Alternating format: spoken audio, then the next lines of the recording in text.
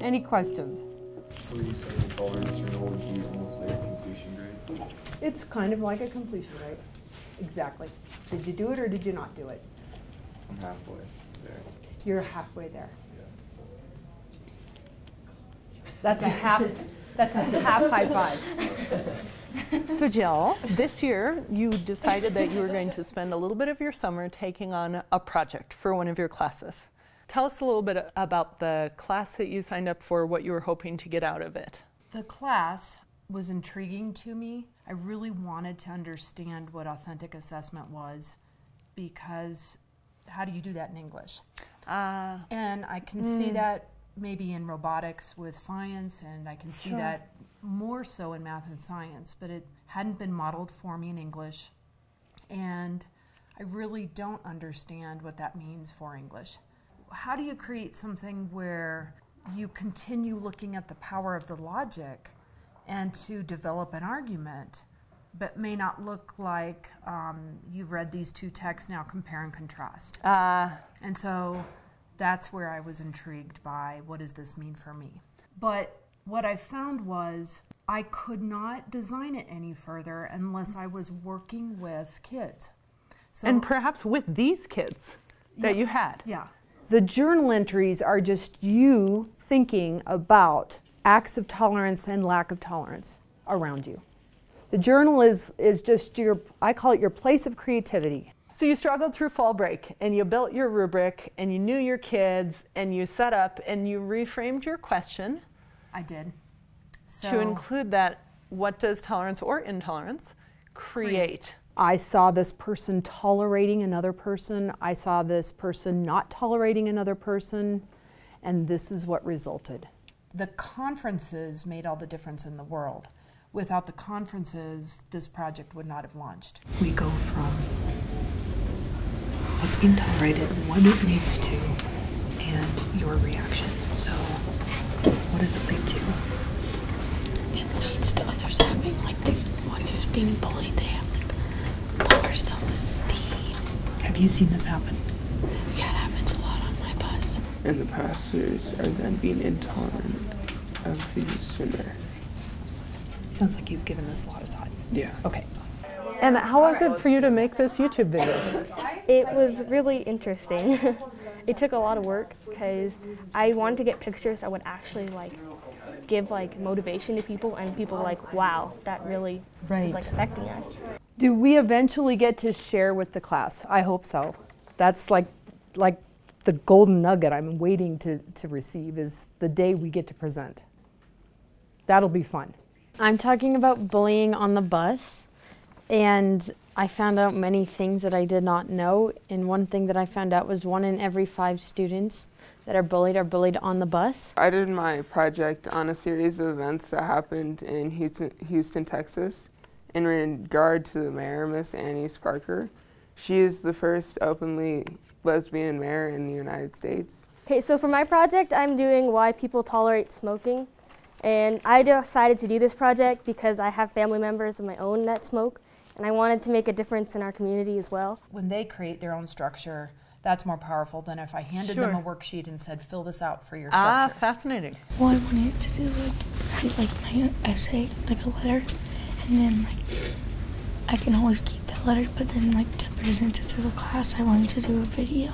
What is it that you're trying to communicate in terms of what tolerance creates, or what it doesn't create, or what intolerance creates or doesn't create? So whichever direction they went. And then this was the meat of their projects. They had to develop the consequences of what tolerance creates or does not create. They had to look for an answer to that question. They did. I thought it was going to be much higher because it just seems like it happened, you see it a lot more on the bus than you actually do in school. But I soon realized that I was wrong. And they had to, in their searching, oftentimes saw the other side. They'd stumble upon it, weren't really ready to, but what they found was once I start realizing the consequences of that, that's when the project would take shape. The biggest question that I think this story has created is, what's the difference between tolerating and accepting? Because I believe there is a difference, But I can tolerate a belief, but that doesn't mean I have to agree with the belief. And I can accept someone, I can accept a person, and I can be friends with them, but that doesn't mean I have to accept and believe the same thing they believe. When Sabrina, she was doing hers on smoking, and she built a website, and she started seeing people actually pledging not to smoke, and that was countering maybe years of frustration that her, with her own experience. Right.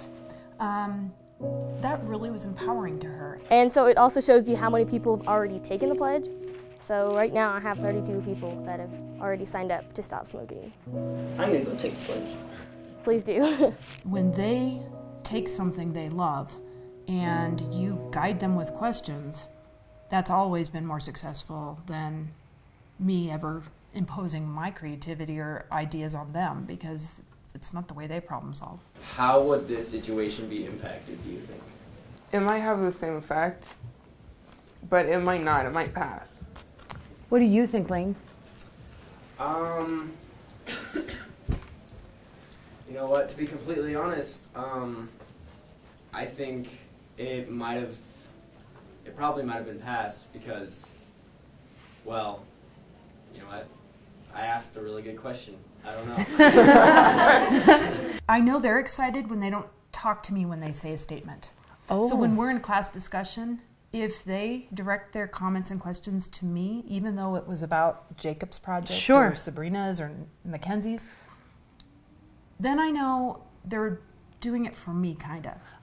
But when they look at each other and respond to each other, that's a whole new, that to me is a form of excitement for a teacher, because they've stopped thinking about the grade, and hopefully, and they're engaged with each other. So wouldn't a more effective solution to work against bullying be maybe implement a better system within the school itself to recognize abuse at home and to work with bullies and their parents to create a safer environment for everyone? Yeah, I found that out when I was doing this project, and I also found that most bullying is sparked from abuse at home. And now they're learning from each other.